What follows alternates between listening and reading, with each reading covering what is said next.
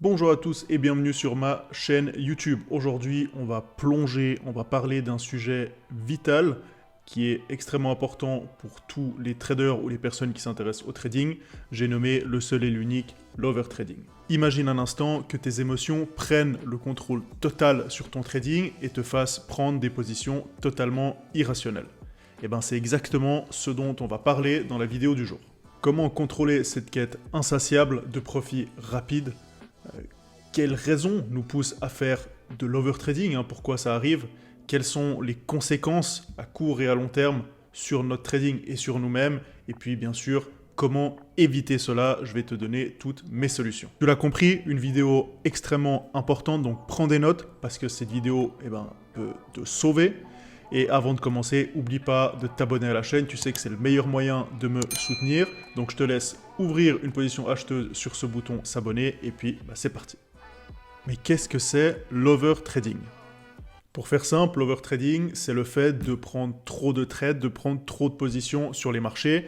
Et bien souvent, c'est des trades qui sont issus de l'émotionnel et non de la réflexion ou bien d'une méthode de trading.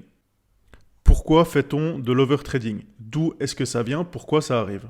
L'overtrading, c'est un phénomène qui est souvent motivé par les émotions, qui va créer des sensations de peur, de cupidité, de frustration, ce qui va souvent te pousser ou pousser les gens en général qui tradent à prendre des décisions qui vont être émotionnelles. Il y a certains traders qui pensent à tort qu'ils doivent multiplier leur entrée en position, prendre plus de transactions, plus de positions pour pouvoir gagner plus, pour démultiplier les bénéfices. Cependant, la réalité des choses, c'est que ça conduit souvent à un trading moins propre, avec des positions de mauvaise qualité, et bien évidemment, le résultat, c'est totalement le contraire de ce qu'on recherche à la base, puisqu'on va perdre bien plus au lieu de gagner. Les conséquences que ça va avoir, le fait de perdre plus de l'overtrading, il y en a deux. La première, c'est bien évidemment l'impact financier. J'entends par là la perte du capital, ou en tout cas une perte importante. Et le numéro 2, qu'on oublie, qui est très souvent sous-estimé, c'est l'impact émotionnel, l'impact psychologique. Je parle là de regret, d'énervement, t'es énervé contre toi-même, de tristesse, enfin bref, tous ces sentiments négatifs qui vont faire effet boule de neige et qui vont impacter non seulement l'instant T, mais surtout tes décisions futures. Parce que tu vas avoir peur de prendre des décisions, tu vas être dégoûté du trading. Donc c'est vraiment un aspect qu'on a tendance à souvent sous-estimer, mais qui est extrêmement important à prendre en considération.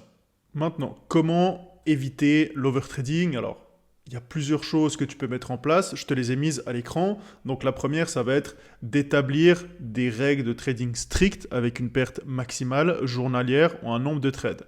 C'est-à-dire que au début de ta séance, tu vas cadrer les choses et tu vas dire, ok, je sais qu'aujourd'hui, ma perte maximum, c'est par exemple 1% du capital, ou bien je m'autorise 3 trades. Et à la fin de ces 3 trades, peu importe si j'ai atteint ma perte max ou mon objectif, je m'arrête. Sinon, je sais que je passe en stade d'overtrading.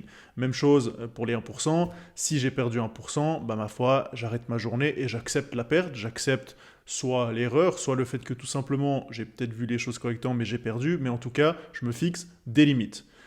Même chose pour les gains. Si je fais un TP, j'arrête là et je fais autre chose. Quand tu gagnes, que tu fais 1% de ton capital, 1,5 ou peu importe, arrête-toi. Ferme ta plateforme et essaye pas d'aller chercher plus. Je sais qu'il y a beaucoup de pression aujourd'hui avec les challenges, les prop firms, mais il faut comprendre que tous les jours, il y a des opportunités sur les marchés. Et peu importe si tu rates un jour ou bien que tu fais uniquement la moitié de ce que tu es censé faire, prends tes gains, ferme ton écran, passe une bonne fin de journée et puis fais autre chose. Ensuite, avoir des plans de trading pour préparer sa séance. Donc avant la séance, tout dépend comment tu travailles, mais je prends mon exemple, quand je m'apprête à trader la session US, 15 minutes avant l'ouverture des marchés, je fais mes plans. J'analyse les graphiques, je place les niveaux importants, je regarde quelles zones m'intéressent et où sont mes zones, on va dire mes points d'intervention. Je cadre le marché, je sais déjà à peu près ce que je veux faire.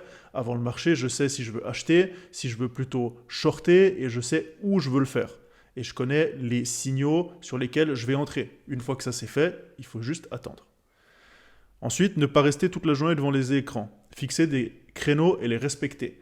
Donc ça aussi, c'est un mythe qu'on voit souvent. On croit que les traders restent des heures toute la journée devant les écrans. Pas du tout. Ça sert à rien. On n'est pas des robots. Je l'ai déjà dit précédemment dans d'autres vidéos. Notre cerveau, il est fait pour être concentré, pour être focus 3-4 heures maximum. Et encore, c'est énorme.